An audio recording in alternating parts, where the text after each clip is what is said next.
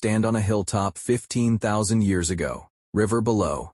Grassland past it. No fence anywhere. No sign telling you where anything begins or ends. You could walk for days and never cross a border. Never be told you don't belong. For 290,000 years, that was just how it was. No countries. Just land, and people on it. Then, somewhere in the last 5,000 years, somebody invented an idea so powerful that 8 billion people now organize their entire lives around it, and most have never once asked where it came from. I hadn't either, until I started pulling the thread. For most of human history, where are you from wasn't a place. It was a family. For roughly 96% of our species' existence, people lived in small mobile bands, 20 to 50 related individuals.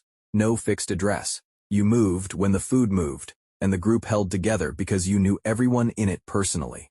The anthropologist Robin Dunbar proposed that the human brain has an actual cognitive ceiling on stable relationships, somewhere around 150 people. Below that, you can govern by gossip and reputation. Above it, the system breaks. Every country on Earth today holds vastly more than that. None of it runs on personal relationships. Something else had to be built, and that took thousands of years. It started with a decision most people don't think of as political, the decision to stop moving. Around 12,500 BC in the Levant, a culture called the Natufians did something strange for the time. They stayed. Real villages, occupied year-round before they'd even invented farming, because once you're settled, land stops being something you pass through. You bury your dead in it. And once your ancestors are in the ground somewhere, that ground stops being dirt. It becomes identity. The first border markers weren't fences. They were graves. But graves don't bind strangers together. For that, you need belief. In southeastern Turkey, archaeologists found massive carved limestone pillars arranged in circles, dated to roughly 9,500 BC, 6,000 years before Stonehenge.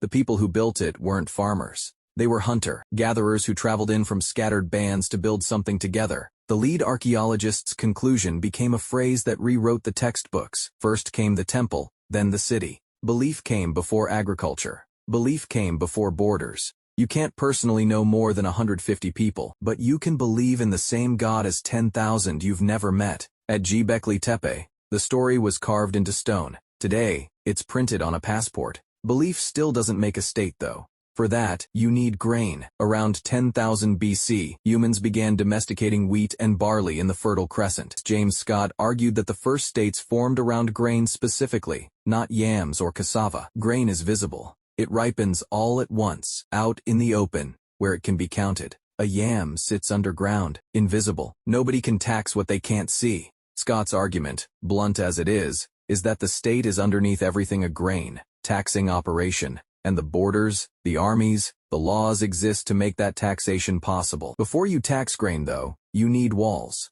Jericho built one around 8,000 BC, over 3.5 meters high, with a stone tower and staircase. Building it took an estimated 11,000 days of organized labor. Somebody planned that. Somebody fed the workers. That's administration, and administration is the skeleton of a country. Once you have surplus grain behind walls, you get inequality almost immediately. Archaeologists found one of the world's oldest granaries near the Jordan Valley, over 11,000 years old, with raised floors to keep out moisture and rodents. Whoever controlled that granary controlled the food supply, and whoever controlled the food had power that hadn't existed before. For most of human history, communities had leveling mechanisms. Mockery, ostracism, specifically to stop anyone getting too powerful. The shift happened when ambitious people figured out how to override that, usually by claiming a special relationship with the gods, or quietly controlling the surplus. Prestige became rank. Rank became a crown. A kingdom is really just a country wearing one. A village of 150 isn't a country though. For that you need a city. Around 3,500 BC, the Mesopotamian settlement of Uruk grew into something the world had never seen. Eventually 40 to 80,000 people. You cannot run a city that size on gossip, so they invented writing. And here's the part that still gets me.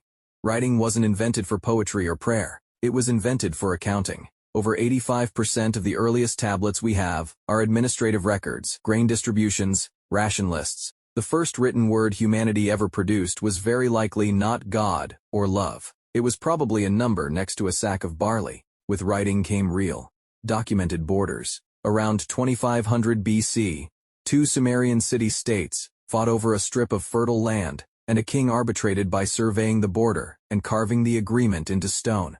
When it was violated, the winning side erected a monument depicting vultures carrying off the losers, along with a curse on anyone who crossed the line again. That stone, sitting in the Louvre today, is one of the oldest records of a formal political border on Earth. Two countries arguing over where one ends and the other begins. An anthropologist named Robert Carneiro offered a theory that still holds up unsettlingly well: environmental circumscription. In places where fertile land sits boxed in by desert or mountains, growing populations compete for a fixed amount of ground. When war breaks out, the losers can't leave, because there's nowhere to go. They get absorbed. Village absorbs village. Eventually, you get a state. The evidence for the violence underneath this is older than most assume. A cemetery in Sudan, holding skeletons with stone points embedded in bone. Evidence of repeated conflict over river resources during a drought. People were killing over territory long before anyone thought to draw a line and call it official. The border came later. The violence came first. Even Egypt, even Mesopotamia. These were kingdoms and confederations, not countries the way we mean the word now. A modern country requires ordinary people, not just kings, feeling they belong to the same community. The date most historians point to is October 1648, the Peace of Westphalia, formally recognizing that each state controls its own internal affairs. For a species that's existed 300,000 years, the modern country is not ancient, it's an afternoon. Westphalia gave the legal skeleton. The emotional one came from the printing press.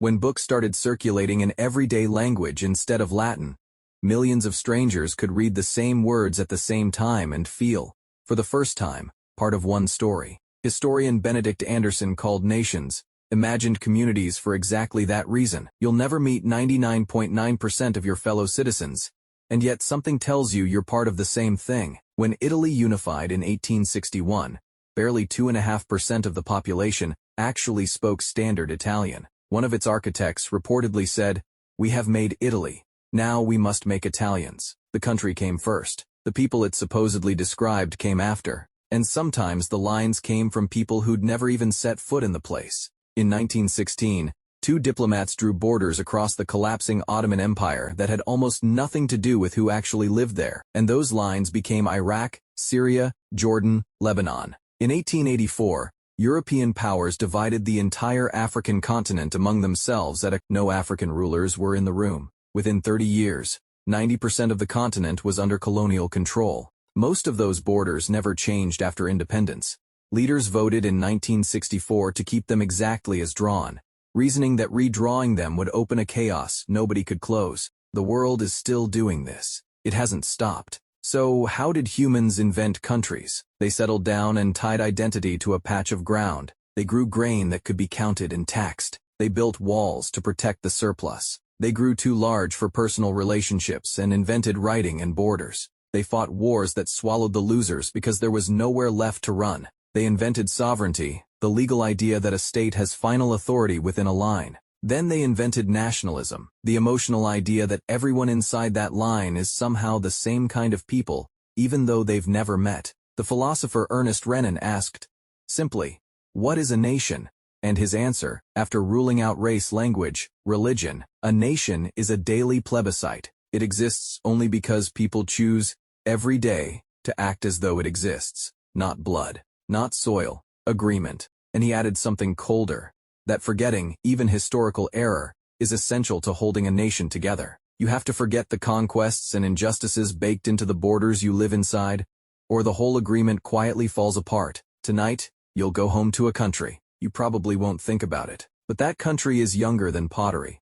Younger than the dog on your couch. The only reason it exists now is that someone grew a field of wheat, someone counted the harvest, someone built a wall around it, and someone convinced everyone inside that wall they were all the same kind of people. That's what a country is. A story that enough people believed for long enough that it stopped feeling like a story at all.